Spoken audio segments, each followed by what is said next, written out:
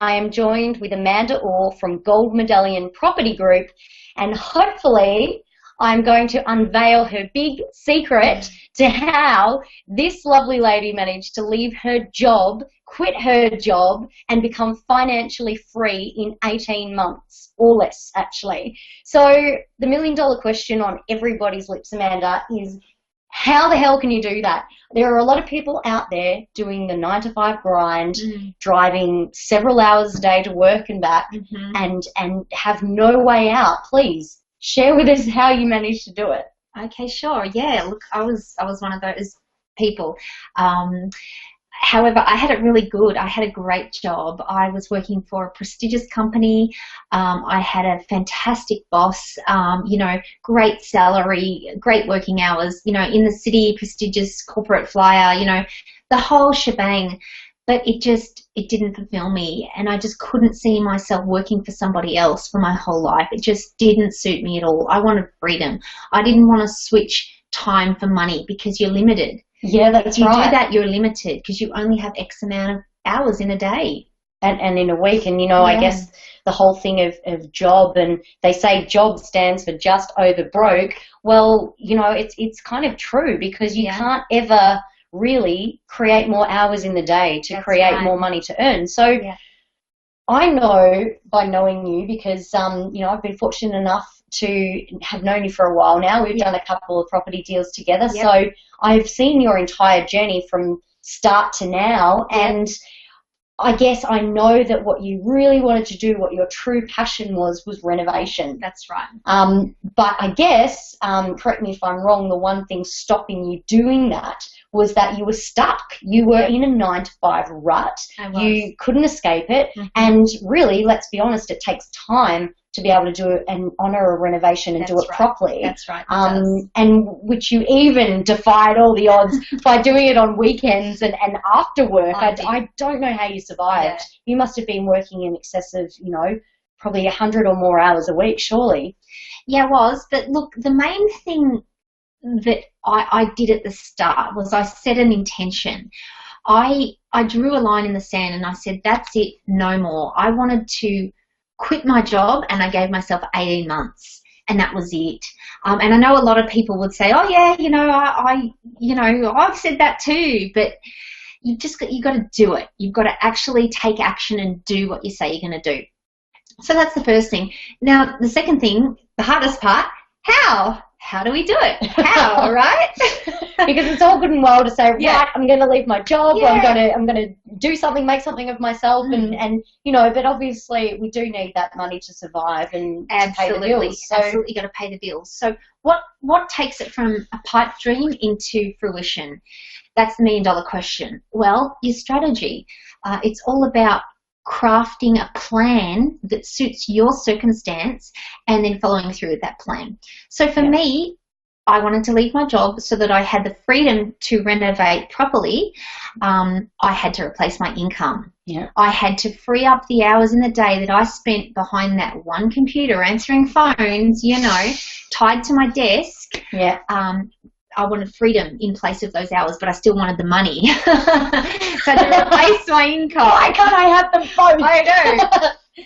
But I can, and I have now. So what I did, I did so many different seminars. I do love learning. I educated myself, and that's key. You must educate yourself. I did a fantastic course with Cherie Barber, which I highly recommend.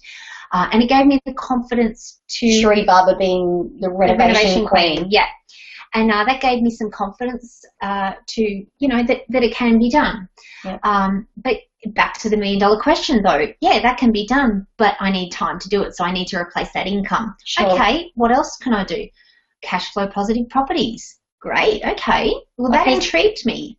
I wanted to know more, so I learned about it and I studied in my research, and I found out that you can purchase property in Australia whereby the rent exceeds the cost of the property. So, you have your mortgage, you have your rates, you have your insurances and all the costs.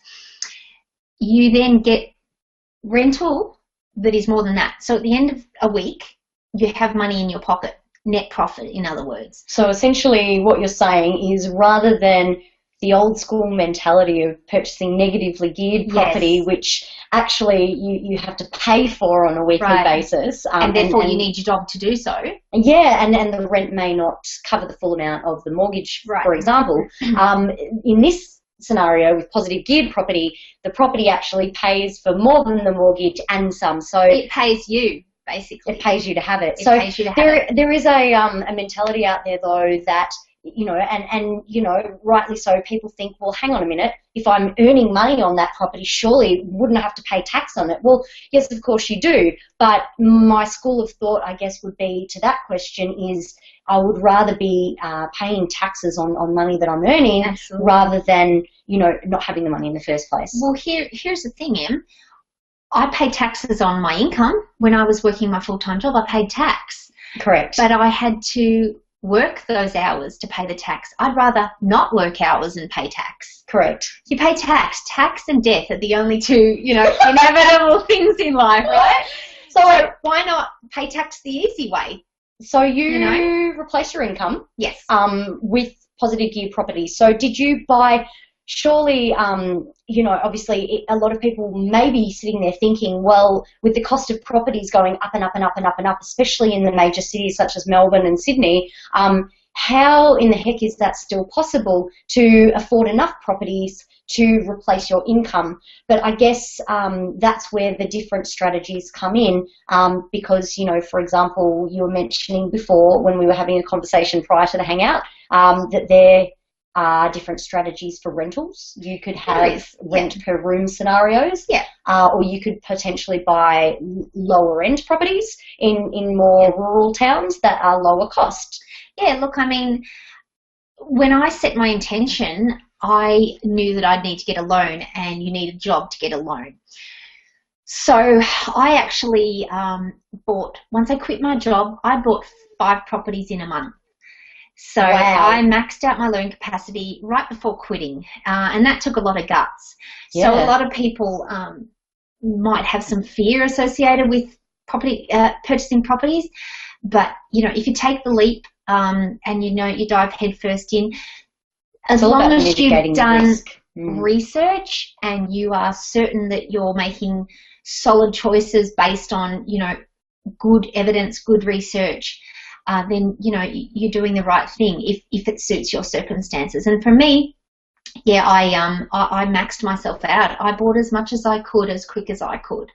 But obviously having done your research first, so, you know, you're not talking about going out and just buying properties willy-nilly. You've done a lot of research leading up to. Absolutely. Research is the key foundation to a good property portfolio. Well, I would absolutely love to sit here and talk to you all day because, I mean, goodness me, where to go from here? There are so many different... Well, now I've got all this free time, you know. I was going to say, what are you doing with your time now? Well, luckily enough for me, I've managed to have the time to start my own business. Gold Medallion Property Group is my new baby. I started that right after I bought the 5 properties and left my job. Cool. And now I'm lucky enough to say that I renovate full time and I do property developments, and my company is flourishing and I'm loving every minute of it. So literally it was the best decision of your life. Best decision of my life. Wow, that's awesome. Well, you know, I guess if anybody out there wants to get in contact with Amanda, you said before that you have a Facebook group? Facebook group, Gold Medallion Property Group. Great. And so I guess you and I both know it's all about, in this game, collaboration rather than being in competition with, because the more you collaborate and work together, the quicker the results happen. And I think for sustaining momentum, sustaining motivation, and it also provides that support as well too. And that's what my Facebook page is about too. It's getting a great little community together of like-minded individuals that want to help each other, you know, and grow together, you know, pay it forward, help each other out. There's plenty to go around and live life in abundance. And I think Issa said it on, that was well said, by the way. Thank you. On the previous hangout that we had with Issa Kanja from Property Rocket, she very much advocates working together and potentially joint venturing in certain scenarios because, like you said, I do a lot of joint ventures now.